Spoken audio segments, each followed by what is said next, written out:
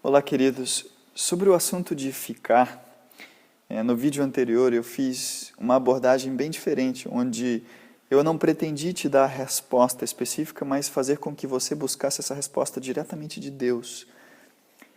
Pois Deus quer fazer isso com você, com cada um de nós, através da sua palavra, comunhão com Ele.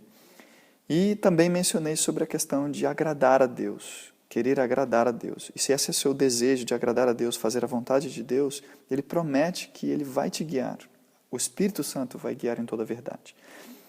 Mas para satisfazer talvez ali aquele desejo de jovem de querer aquela resposta imediata, que também nem pretendo fazer nesse vídeo tão curto, eu quero simplesmente fazer você pensar junto comigo.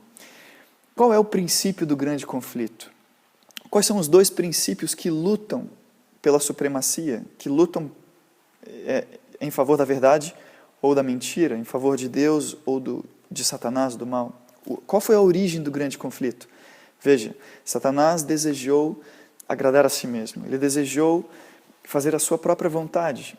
Como diz Isaías 14, ele queria colocar seu trono, se exaltar e ser como Deus, semelhante ao Altíssimo, mas não de fato em caráter, porque Deus é amor, ele não queria ser amor. E amor, na verdade, é expressado na forma de dar. Por isso que quando Deus criou Adão e Eva, eles fizeram com que eles se amassem um ao outro, em dando um para o outro. Diz que Eva seria uma auxiliadora, ajudadora. Olha só que contraste com o mundo de hoje, onde as pessoas se casam ou namoram para buscar algo daquela pessoa. Será certo isso? Olha como o plano de Deus foi alterado. Eu gostaria de ler um texto muito interessante em 2 Coríntios 4, verso 4, que diz: nos quais o Deus deste século cegou os entendimentos dos incrédulos, para que lhes não resplandeça a luz do Evangelho da glória de Cristo, que é a imagem de Deus. Preste atenção, que profundo esse texto, nos quais o Deus desse século cegou os entendimentos. Que tipo de cegueira? Uma cegueira espiritual, ao ponto de aquilo que é mal dizer que é bom, e aquilo que é bom dizer que é mal. Cegos espirituais, sem discernimento espiritual. E Isaías vai dizer, ai daqueles que ao bem chamam mal, e ao mal bem. E aqui diz que para que não lhes resplandeça a luz do Evangelho da glória de Cristo, que é o quê? A imagem de Deus. Qual é a luz do Evangelho? É a própria imagem de Deus, é o seu amor que foi revelado em Cristo.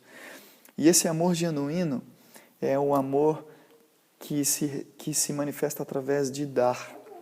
Então, se você pensa em receber, isso não é amor, é egoísmo.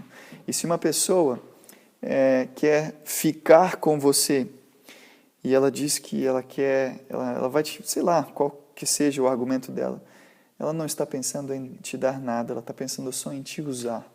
E você, certamente, se essa é a sua intenção, você sabe muito bem no seu coração que esse é o seu desejo de usar aquela pessoa, ou de buscar um prazer meramente egoísta. Você não quer compromisso, você não quer dar nada, você não quer se sacrificar por ela, você não está preocupado com o bem-estar dela, você está preocupado com tomar algo dela, só para te satisfazer.